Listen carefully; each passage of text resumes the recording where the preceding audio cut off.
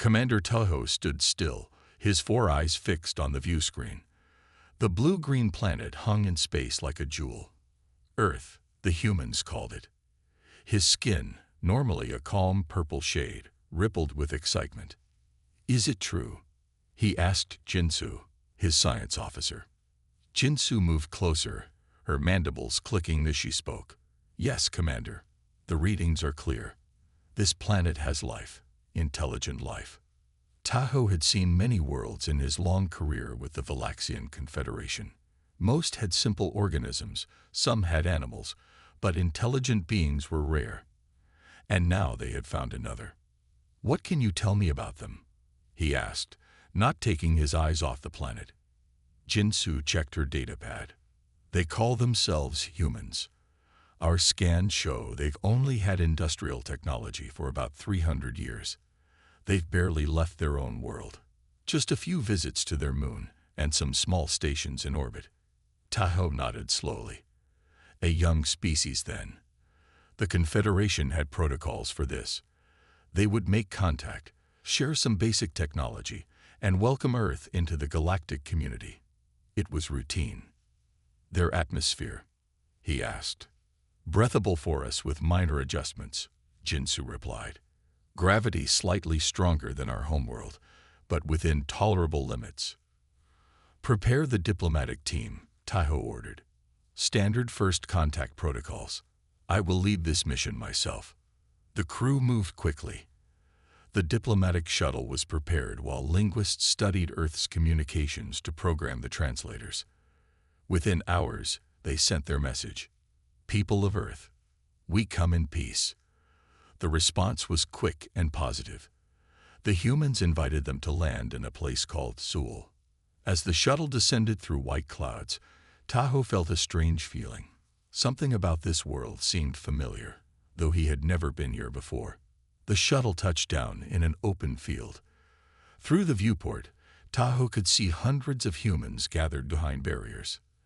Their security forces wore blue uniforms and stood at attention. "Ready?" he asked his team of 5. They nodded, adjusting their breathing filters. The door opened, and Tahoe led his team down the ramp.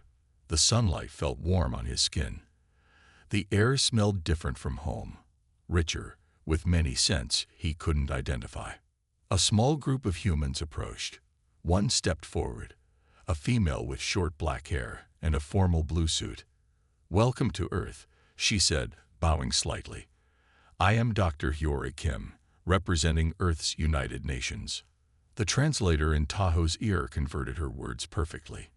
He responded with the formal greeting of the Confederation. "We come with peaceful intentions, to share knowledge and establish friendship between our peoples," he said, making the open palm gesture of his kind. Dr. Kim smiled. "We are honored.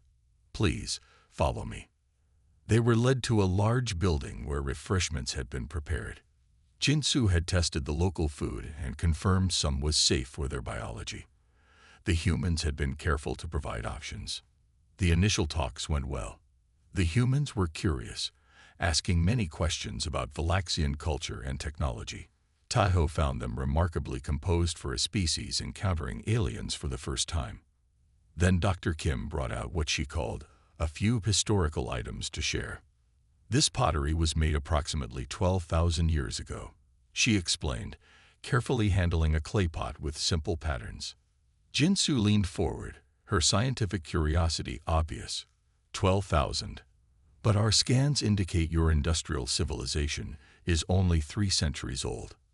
Dr. Kim nodded. "Yes, but humans have been creating art, writing, and building cities for much longer." She presented more artifacts.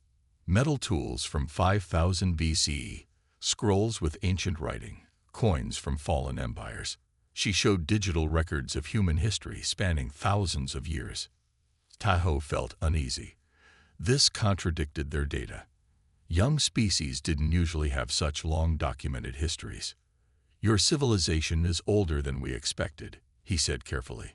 Dr. Kim's eyes seemed to hold some secret knowledge. "Humanity has risen and fallen many times, Commander Tahoe. We are resilient." Something in her tone made the scales on Tahoe's neck stand up. It wasn't a threat, but there was pride there, and perhaps a warning. The meeting continued for several hours.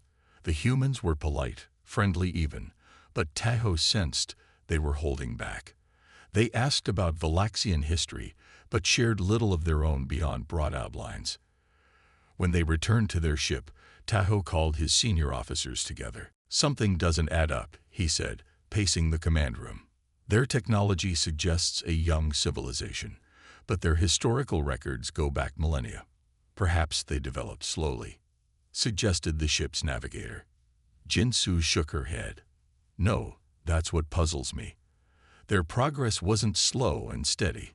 Their history shows repeated cycles of advancement and collapse. Wars, plagues, natural disasters, and each time they rebuild, faster than before." Tahoe stopped pacing. "Could our scans have missed something?" "Possibly," Jinsu admitted. "Our initial survey was standard protocol for a first contact. We scanned for current technology, population centers, weapons capabilities. We didn't look deep." Tahoe made his decision quickly. "I want deep scans of their planet's crust. Look for anomalies, buried structures, anything unusual, and do it discreetly." The science team worked through the night. Tahoe was about to rest when Jinsu burst into his quarters, her normally calm demeanor shattered. "Commander, you need to see this," she said, her voice shaking. The scan results showed something impossible. Deep beneath the oceans, under layers of sediment, were structures. Not natural formations, but the unmistakable geometric patterns of buildings, roads, and what appeared to be landing pads for spacecraft. "How old?" Tahoe asked, his mouth dry. "At least 50,000 years," Jinsu whispered. "Possibly much older." Tahoe stared at the images. If these structures were that old, it meant humans had advanced technology, when Valaxians were still living in caves. "There's more," Jinsu said, bringing up another scan. "We found this under their northern polar ice cap." The image showed a massive object, clearly artificial, at least a kilometer long. "Is it a ship?" Tahoe asked. "Or a weapon?" Jinsu replied. "We can't tell without a closer look." Tahoe felt cold dread settling in his stomach. The standard protocols wouldn't work here. This wasn't a young species taking its first steps into the galactic community. This was something else entirely. "Send all this data to the Confederation High Council," he ordered. "Mark it priority 1. And tell Dr. Kim we'd like to discuss Earth's ancient history in more detail tomorrow." As he looked again at the planet on the view screen, Tahoe wondered what other secrets the humans were hiding, and whether the Valaxians had made a terrible mistake in revealing themselves too soon. The ocean was dark and cold 2 kilometers below the surface. The joint human-Valaxian research vessel hovered above the ancient ruins. Lights from the ship cut through the gloom, illuminating structures that no modern human had ever seen before. Chief Researcher Doyan adjusted his breathing apparatus. Even after 3 months on Earth, the high oxygen content made his head spin sometimes. He watched the screens showing the underwater excavation team at work. "Remarkable preservation," he muttered to himself. Dr. Minji Park floated into the research lab, removing her diving helmet. Water dripped from her suit onto the metal floor. "The eastern chamber is completely intact," she said, her eyes bright with excitement. "No water damage at all. It's as if it was sealed yesterday, not 50,000 years ago." Doyan turned to face her. He still found human expressions hard to read, but he recognized enthusiasm when he saw it. "These structures shouldn't exist," he said, pointing to the scan results. "Not on a world like this. Not with your current technological timeline." Minji smiled as she toweled her hair dry. "These structures predate our recorded history by at least 50,000 years, she agreed. But we're not surprised. Doyan's head frills raised in confusion. "You're not." "We've always suspected as much," Minji replied. "Many of our myths speak of advanced ancestors who fell to disaster. Atlantis, Lemuria, Mu, Stories of great civilizations swallowed by the sea exist in cultures all over our world. Do-hyun hadn't studied human mythology. His focus had been their science and technology. Now he wondered what other clues might be hidden in their old stories. "Tomorrow we open the sealed chamber," he said, "your team and mine together." The next morning, 6 divers, 3 human, 3 Valaxian, descended to the ruins. Do-hyun watched nervously from the command center as they approached the sealed door. "Careful with that cutting equipment," he said into the comm. "We don't know what might be inside." The team worked slowly, carefully cutting around what appeared to be an ancient locking mechanism. After 2 hours, they were ready. "Door is loose," reported Kwon, the lead Valaxian diver. "Ready to open on your command." Do-hyun looked at Minji, who nodded. "Proceed," he ordered. The massive door swung open with surprising ease, as if the hinges had been oiled recently. The divers' lights swept into the chamber beyond. "Sweet stars above," whispered Kwon over the comm. "You need to see this." The camera feeds showed a large room filled with objects that glowed with their own soft blue light. There were control panels, display screens, and devices unlike anything Do-hyun had ever seen. "Is this still powered?" Minji asked in disbelief. "Readings show energy signatures," confirmed one of the human divers. "Whatever power source they used, it's still working after 50 millennia." Do-hyun felt a chill that had nothing to do with the ocean depths. "Collect samples and data. Do not activate anything." Over the next week, the team carefully documented everything in the chamber. They found data storage devices, medical equipment, and what appeared to be weapons. Most disturbing were the stasis pods along one wall, all empty, but clearly designed for bodies similar to human form. In the lab, Do-hyun examined tissue samples from organic residue found in the chamber. The genetic analysis was nearly complete. "This can't be right," he muttered, running the tests again. Minji looked up from her own work. "What is it?" Do-hyun hesitated. Commander Taho had ordered discretion about certain matters, especially those concerning Confederation history. "I need to report this to my commander," he said, avoiding her question. "Please continue without me." In his private quarters, Do-hyun prepared an urgent transmission. His hands trembled as he compiled the data. "The genetic markers we're seeing. They're familiar," he wrote, cross-checking with Confederation records now. He sent the message to the Valaxian ship in orbit, where Commander Taho would receive it. Then he waited, staring at the wall, trying to make sense of what he'd discovered. The response came faster than he expected. A priority communication from Taho himself, ordering Do-hyun to a secured video conference. The commander's face appeared on the screen, his scales pale with stress. "Are you certain about these findings?" Taho asked without greeting. "I've run the analysis 5 times, Do-hyun replied. "The markers are unmistakable. They match the records we have off."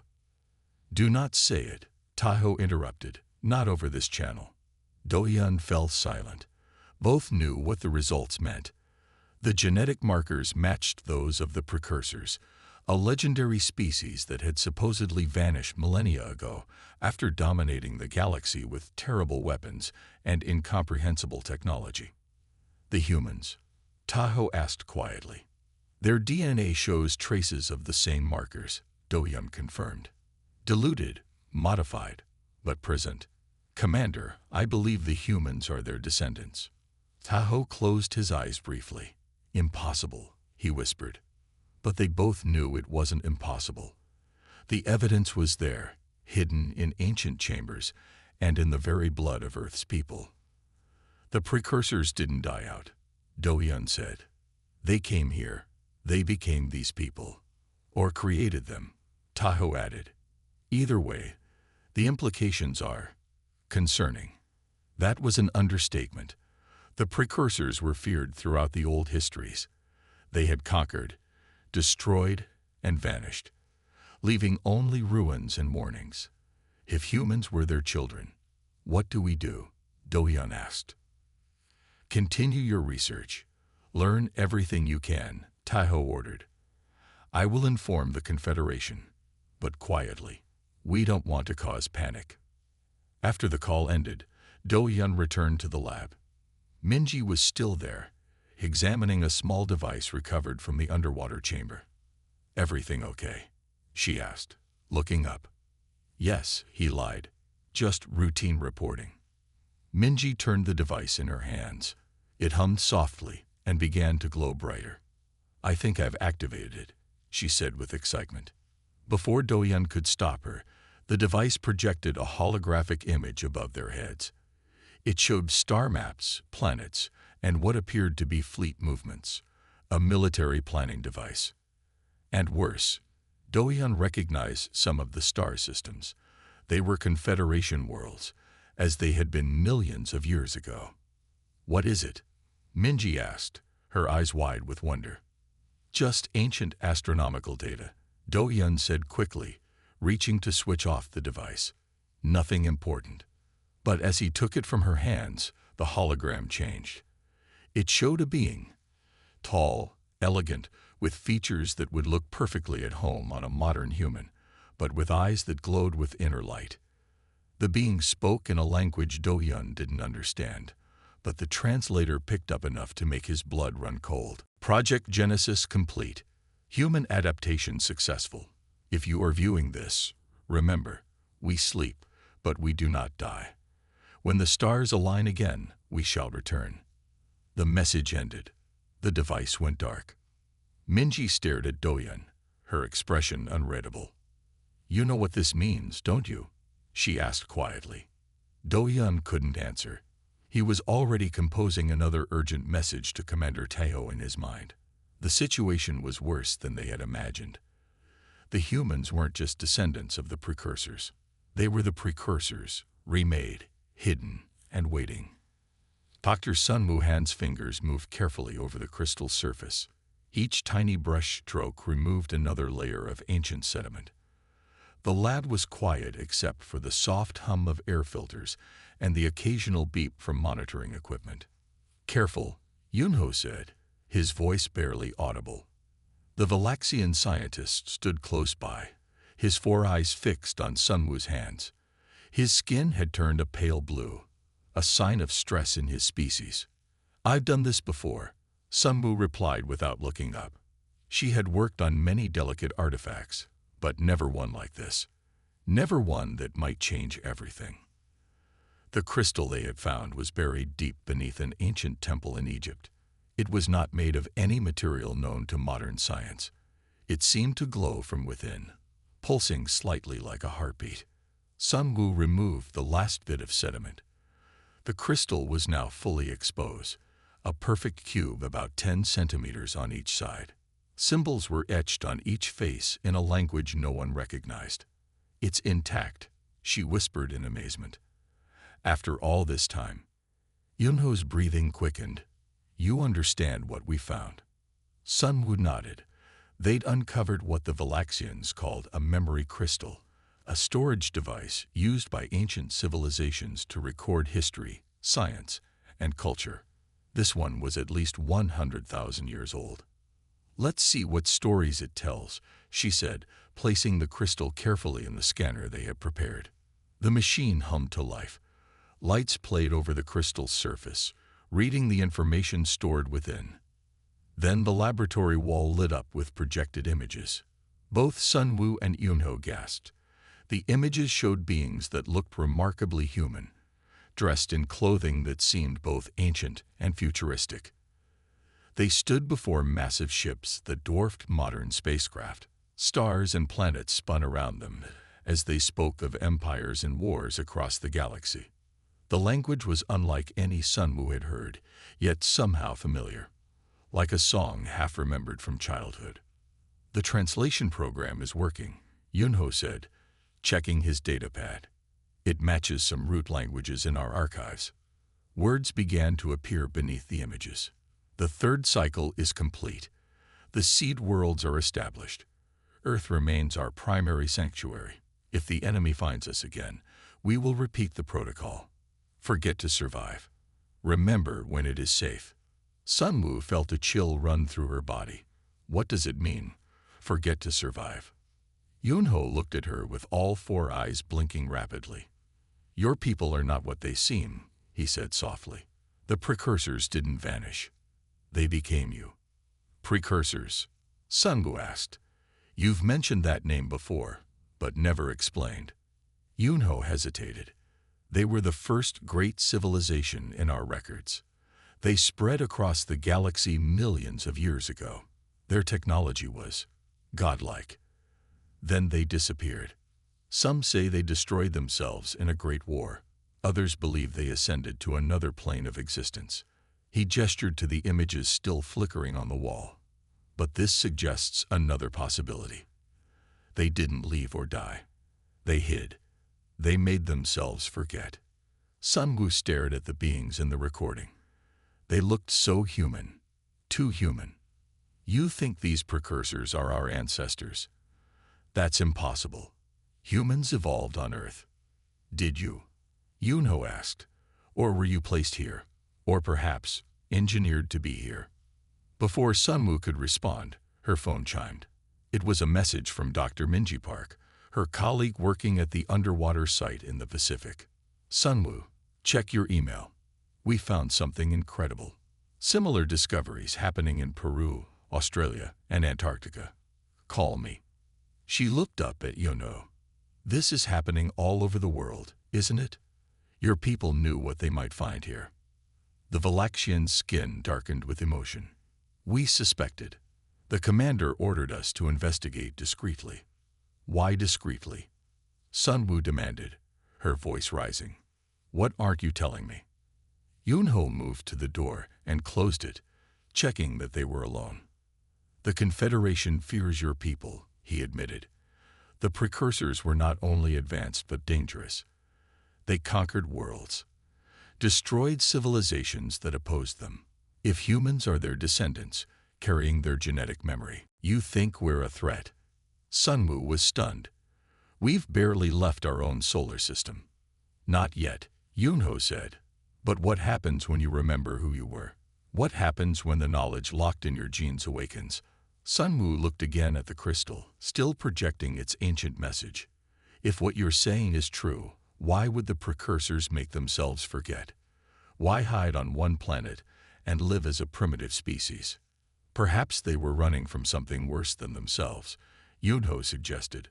Or perhaps they realized what they had become and chose to start over. At that moment, Yunho's communicator buzzed. He read the message and his skin turned almost white. What is it? Sunwoo asked. The High Council has made a decision, he said, his voice trembling. They're ordering a quarantine of your planet. No ships in or out. They fear what might happen if your people access more of this ancient knowledge. They can't do that. Sunwoo protested. Earth is a sovereign world. They can. They will. Yunho's eyes fixed on hers. Counselor Juwu is demanding immediate action. Her exact words were, if these are truly precursor descendants, we cannot allow them to remember what they once were. Sunwoo felt cold anger rising within her. So they'll keep us prisoners in our own solar system. For how long? Forever, if the hardliners have their way. Sunwoo shook her head in disbelief. Then she noticed Yunho was copying files from the memory crystal to a small device. What are you doing? She asked. Making a choice, he replied. I studied your people for 3 months. You're not the monsters of our legends. Whatever your ancestors were, you're different now. He handed her the device. This contains everything we've learned. The locations of other artifacts, translations of precursor language, and data from our own archives about your possible origins. Why are you giving me this? Sunwoo asked, confused. Because I've already transmitted key findings to your research team globally, Yunho said. The Confederation doesn't know yet. When they find out, I'll likely be arrested for treason. Sunwoo stared at him in shock. You betrayed your people. For us. Why? Yunho's skin rippled with complex emotions. My family died when I was young. I dedicated my life to studying the past, trying to understand where we came from and where we're going. I believe knowledge should be shared. not feared. He looked at the crystal again. Besides, I think your ancestors wanted you to remember eventually, or they would have destroyed all evidence of their existence. Sun Wu nodded slowly, a strange feeling growing inside her. It was like déjà vu, but stronger, as if parts of her mind were waking up from a long sleep. What do we do now? She asked. Warn your leaders, Yunho said urgently. The Confederation fleet will be here soon. Some ships are already moving into position. Sun Wu grabbed her phone and laptop. I need to get this information to our government immediately. As they hurried from the lab, the memory crystal continued its silent transmission. More images appeared, technical schematics for ships, weapons, defensive systems, and maps showing installations hidden across Earth, waiting to be rediscovered. The crystal's final message glowed brightly on the wall. When the children of Earth remember, they will return to the stars. But take care, for the enemy still watches. Do not repeat our mistakes. Neither Sun Wu nor Yunho saw this warning. They were already racing against time, as across the galaxy, the Valaxian Confederation prepared for what they believed would be the return of their ancient enemy. And deep beneath the oceans, buried under mountains, and hidden in plain sight, the legacy of the precursors began to stir. The Valaxian warships emerged from hyperspace in perfect formation. 63 vessels of varying sizes surrounded Earth, their weapons glowing with ready power. On the command ship, Commander Tahoe stood with his hands clasped behind his back, his expression grim. All ships report ready, Commander, his first officer said. Tahoe nodded. Begin the containment protocol. Around the world, humans looked up at the sky with fear and confusion. The alien ships had appeared without warning, far more than the diplomatic vessels that had visited before. In homes, offices, and on streets, people watched news broadcasts showing the massive fleet. In Seoul, President Min-ho Lee called an emergency meeting of world leaders. His face was stern as he addressed the gathered officials. The Valaxians have positioned warships around our planet, he said. They've ignored all attempts at communication. This is clearly a hostile action. The defense minister spoke up. Our weapons can't touch their ships. We're completely outmatched. President Lee straightened his shoulders. We may be outmatched militarily, but we still have diplomacy. I will speak to them directly. From the presidential palace, a message was broadcast on all frequencies the Valaxians had previously used. This is President Min-ho Lee of Earth. Your fleet's arrival without notice or explanation is alarming. This is not how allies behave. We demand an explanation. On the command ship, Tahoe watched the human president on his view screen. He felt a twinge of regret. The humans seemed so innocent, unaware of the danger they represented to the galaxy. Open channel, he ordered. When the connection was established, Tahoe spoke clearly. President Lee, this is Commander Tahoe. Your species has been classified as high risk by the Confederation High Council. Cooperation is mandatory. We will deploy atmospheric suppression fields to ensure compliance while we secure certain sites on your planet. The human's face hardened. We have done nothing to warrant this action. We welcomed you as friends. Your existence is the threat, Tahoe replied coldly. We know what you truly are. He cut the transmission and turned to his weapons officer. Deploy the suppression field over their northern continent first. The massive ship hummed as it charged its systems. A pale blue beam shot toward Earth, aimed at North America. But something unexpected happened. As the beam neared Earth's atmosphere, a flash of golden light erupted from beneath the Antarctic ice. Similar flashes appeared in the Sahara Desert, the Amazon rainforest, and the Mariana Trench. Energy signatures that had been dormant for thousands of years suddenly activated. Before the astonished eyes of the Valaxian crew, a shimmering barrier formed around the planet. The suppression beam struck this shield and scattered harmlessly into space. Impossible, gasped the weapons officer. That's precursor technology. Tahoe gripped the edge of his command console. Scan those energy sources. Full spectrum analysis. On Earth, People watched in amazement as the sky shimmered with golden light. The shield was visible to the naked eye, a faint honeycomb pattern stretching from horizon to horizon. But something else was happening too. Across the planet, humans began to experience strange symptoms. Many reported vivid dreams of stars and distant worlds. Some woke with knowledge of technologies they had never studied. Children drew spacecraft designs that engineers found remarkably viable. In London, a janitor suddenly spoke a language no one recognized, then proceeded to sketch out an anti-gravity device on the floor with chalk. In Mumbai, an elderly woman began reciting what seemed to be star coordinates, naming systems that astronomers had not yet cataloged.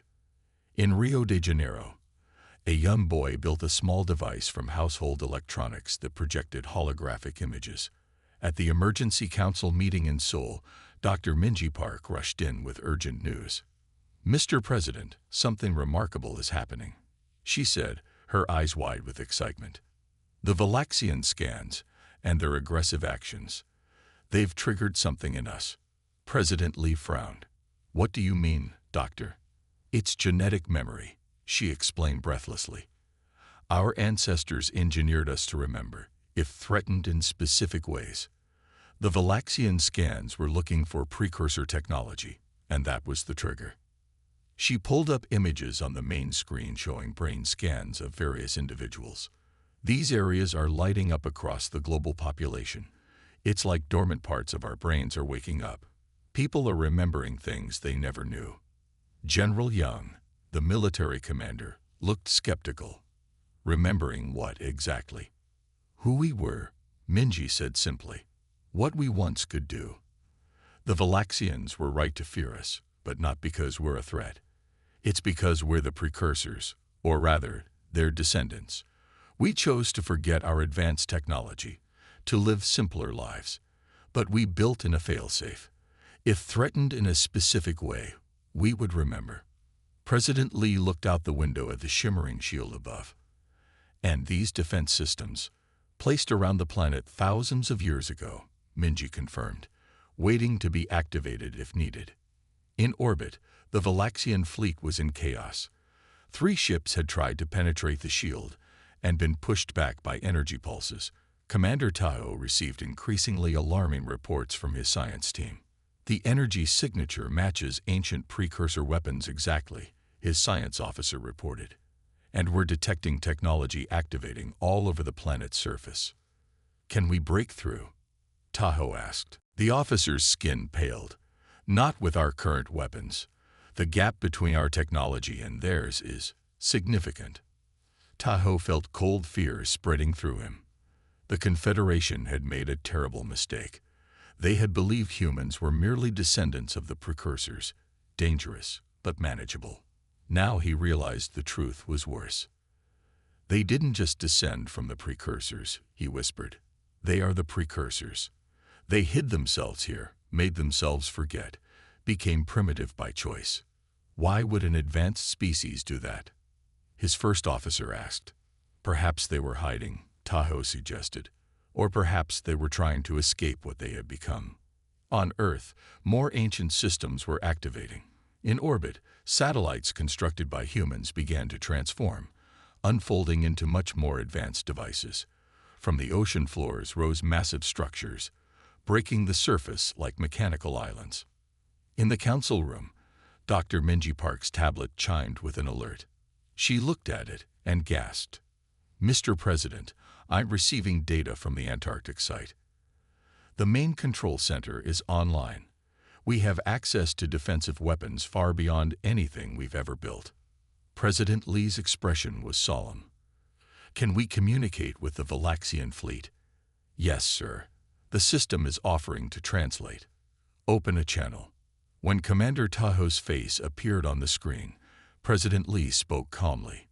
"Commander, your aggressive action has awakened something that has slept for millennia. I suggest you withdraw your fleet immediately." Tahoe's skin rippled with emotion. "You don't understand what you're dealing with. These weapons, this technology, it belongs to conquerors, to destroyers of worlds." "No," President Lee said firmly. It belongs to us, and we will decide what to do with it.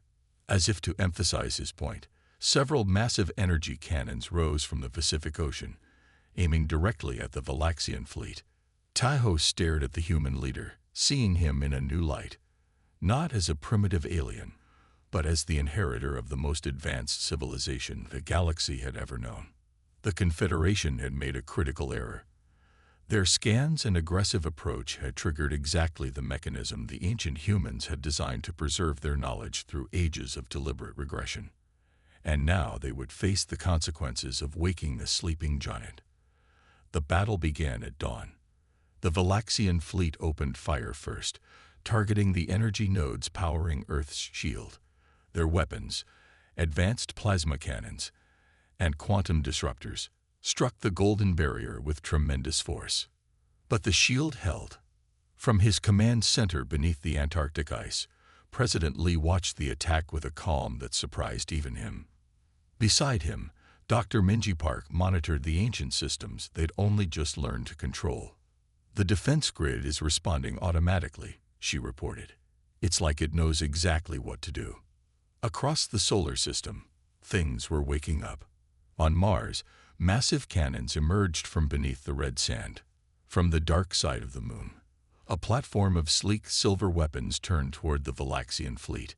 Even the asteroid belt stirred as hidden installations powered up after 50,000 years of silence. Commander Tahoe noticed the new threats too late. His tactical officer's voice rose in panic. Energy signatures detected on Mars and the moon. There, the officer never finished his sentence. A beam of pure white energy shot from the lunar surface, cutting through 3 Valaxian warships before they could raise their shields. The ships broke apart in silent explosions. "Evasive maneuvers," Tahoe ordered. "All ships, pull back to defensive formation."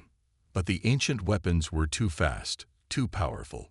4 more ships were destroyed in quick succession.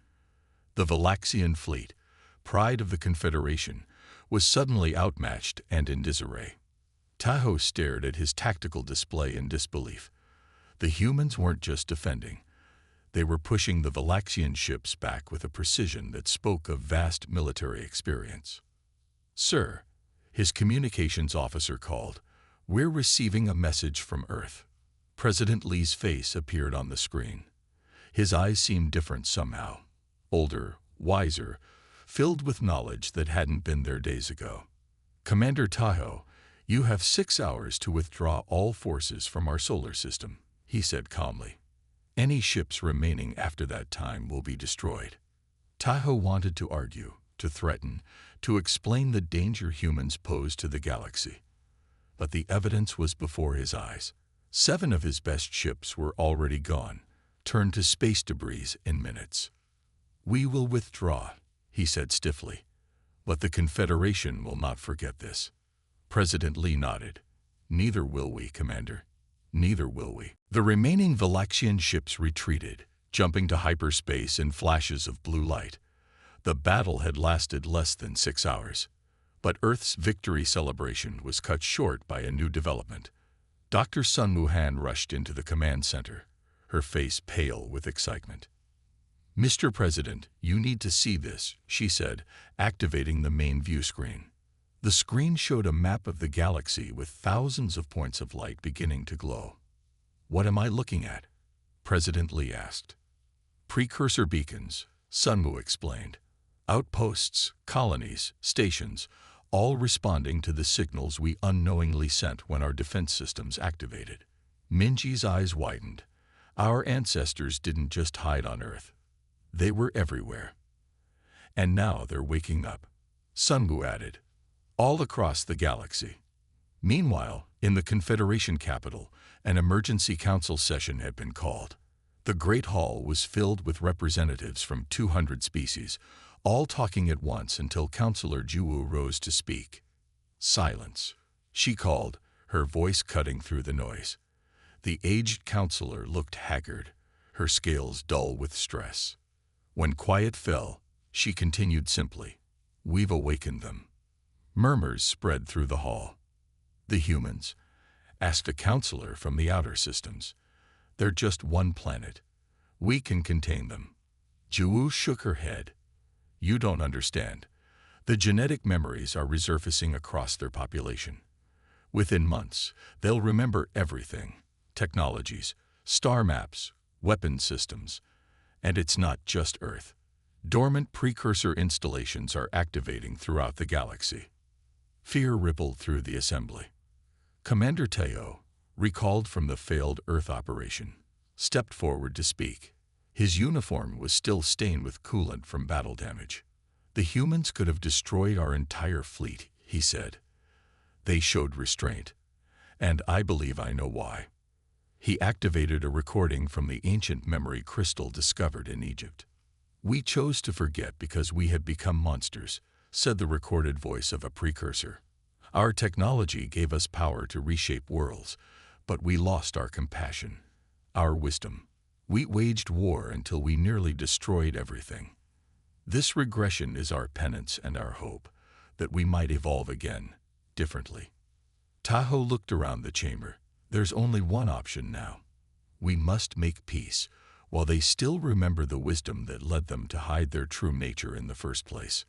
1 month later, a Confederation peace delegation approached Earth. They came in a single unarmed vessel carrying representatives from 12 species. They were escorted to a meeting facility in what was once called New Zealand. The building looked simple from outside, but inside was a marvel of technology that hadn't existed on Earth weeks ago. A transparent dome showed the night sky above. New structures had appeared around the world, not weapons, but research centers, healing facilities, and environmentally harmonious living spaces. President Minho Lee entered with his advisors.